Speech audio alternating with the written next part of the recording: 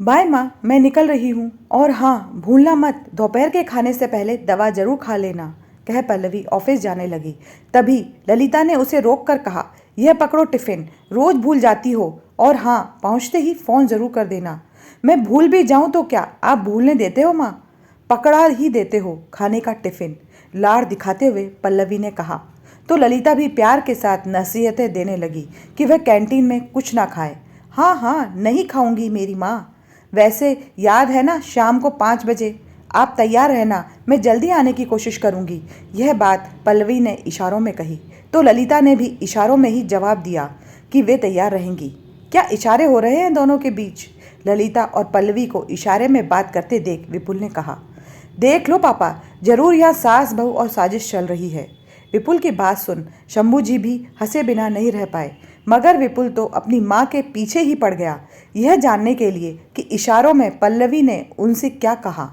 यह हम सास बहू के बीच की बात है, प्यार से बेटे का कान खींचते हुए ललिता बोली। बेचारा विपुल बिना बात को जाने ही ऑफिस चला गया। दोनों को ऑफिस भेजकर ललिता 2 कप चाय बना लाई और फिर इत्मीनान से शंभू जी की बगल में बैठ गई। चाय पीते हुए शंभू जी एकटक ललिता को देख देख कर मुस्कुराए जा रहे थे। इतना क्यों मुस्कुरा रहे हो? क्या गम है जिसको छुपा रहे हो? ललिता ने शायराना अंदाज में पूछा तो उनकी हंसी छूट गई। कहने लगे, मुस्कुरा इसलिए रहा हूँ कि तुम भी ना अजीब हो। अरे बता देते बेचारे को कि तुम सास बहू का क्या प्रोग्राम है। लेकिन जो भी हो, तुम सास बहू की बॉन्डिंग देखकर मन को बड़ा सुकून मिलता है, वरना तो मेरा सास बहू के झगड़े सुन सुनकर दिमाग घूम जाता है। हाल ही में मैंने अखबार में एक खबर पढ़ी जिसमें लिखा था, सास से तंग आकर एक बहू 12वीं मंजिल से कूद गई और जानती हो, पहले उसने अपने 2.5 साल के बेटे को फेंका और फिर खुद कूद गई, जिससे दोनों की मौत हो गई। सच कह रहा हूँ ललिता, पढ़कर मेरा तो दिल बैठ गया था। शंभू जी की बातें सुनकर ललिता का भी दिल दहल गया। सोचो जरा, उस इंसान पर क्या बीतती होगी जिसे ना तो माँ समझ पाती है और ना पत्नी। पिसता रहता है बेचारा माँ और पत्नी के बीच। सही कह रहे हैं आप। हमारे समाज में जब एक लड़की शादी के बाद अपना मायका छोड़कर, जहां उसने लगभग अपनी आधी जिंदगी पूरे हक के साथ गुजारी होती है, ससुराल में कदम रखते ही उसके दिल में घबराहट सी होने लगती है कि यहाँ सब उसे दिल से तो अपनाएंगे ना, अपने परिवार का हिस्सा समझेंगे ना। ज़्यादातर घरों में यही होता है कि बहू को आए अभी कुछ दिन हुए नहीं कि जिम्मेदारी की टोकरी उसे पकड़ा दी जाती है। उसे ये तो समझा दिया जाता है कि सास ससुर के साथ साथ ननद देवर और नाते रिश्तेदारों को भी सम्मान देना होगा, लेकिन यह नहीं समझाया जाता कि आज से ये घर उसका भी है और ससुराल में उसकी राय भी उतनी ही मान्य होगी जितनी घर के बाकी सदस्यों की। क्या एक बहू का यह अधिकार नहीं कि घर के हित के लिए जो भी फैसला लिया जाए उसमें उसकी भी राय शामिल हो?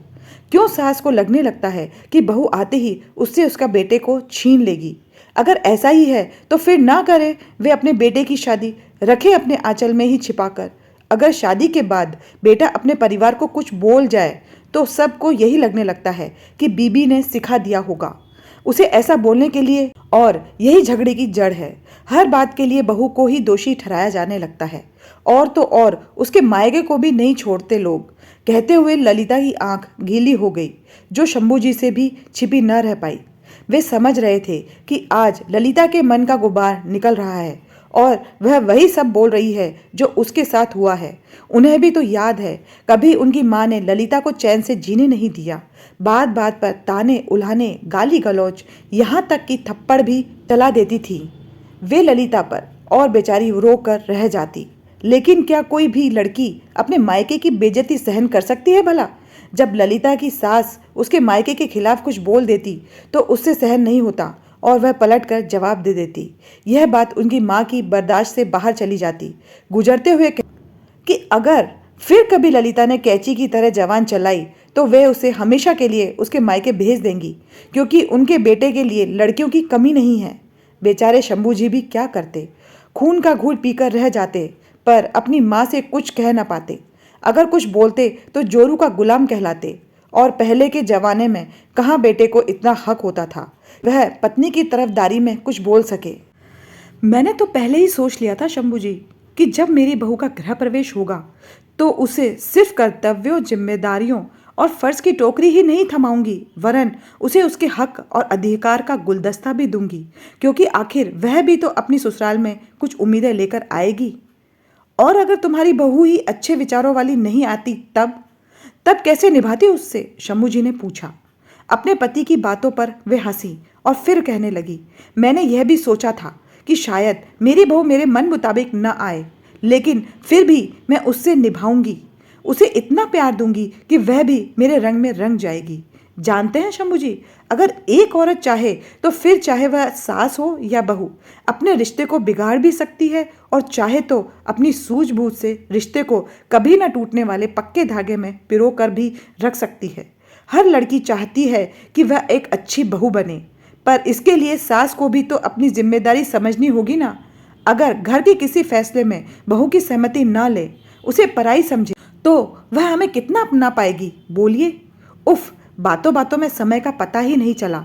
घड़ी की तरफ देखते हुए ललिता ने कहा, आज आपको दुकान पर नहीं जाना क्या? सोच रहा हूँ आज ना जाऊं, वैसे भी लेट हो गया और मंदी के कारण वैसे भी ग्राहक कम ही आते हैं, शंभू जी ने कहा। उनका अपना कपड़े का व्यापार था। पर यह तो बताओ कि तुम सास बहू ने क्या प्रोग्राम बनाया है, मुझे तो बता दो, वे बोले। शंभू जी के पूछने पर पहले तो ललिता झूठे सच्चे बहाने बनाने लगी, पर जब उन्होंने जोर दिया तो बोली, आज हम सास बहू फिल्म देखने जा रही हैं। अच्छा, कौन सी? पूछते हुए शंभू जी की आंखें चमक उठी। अरे, वह करीना कपूर और सोनम कपूर की कौन सी नई फिल्म आई है ना, क्या नाम है उसका? हाँ, याद आया, वीरे दी वेडिंग, वही देखने जा रहे हैं। आज आप घर पर हैं तो ध्यान रखना घर का। अच्छा, तो अब तुम सास बहू फिल्म देखो और हम बाप बेटे खाना पकाएं, यही कहना चाहते हो ना? हाँ, सही तो है, हंसते हुए ललिता बोली और फिर किचन की तरफ बढ़ गई। अच्छा ठीक है, खाना हम बना लेंगे, पर एक कप चाय और पिला दो, शंभू जी ने कहा। तो ललिता भुनभुनाई, यह कहकर कि घर में रहते हैं तो बार बार चाय बनवा कर परेशान कर देते हैं। जो भी हो, पति पत्नी अपने जीवन में बहुत खुश थे, और हो भी क्यों ना जब पल्लवी जैसी बहू हो। शादी के 4 साल हो गए, पर कभी उसने ललिता को यह एहसास नहीं दिलाया कि वह उनकी बहू है। पास पड़ोस, नाते रिश्तेदार इन दोनों के रिश्तों को देखकर आश्चर्य करते और कहते कि क्या सास बहू भी कभी ऐसा एक साथ इतनी खुश रह सकती हैं? पता ही नहीं है कि दोनों सास बहू हैं।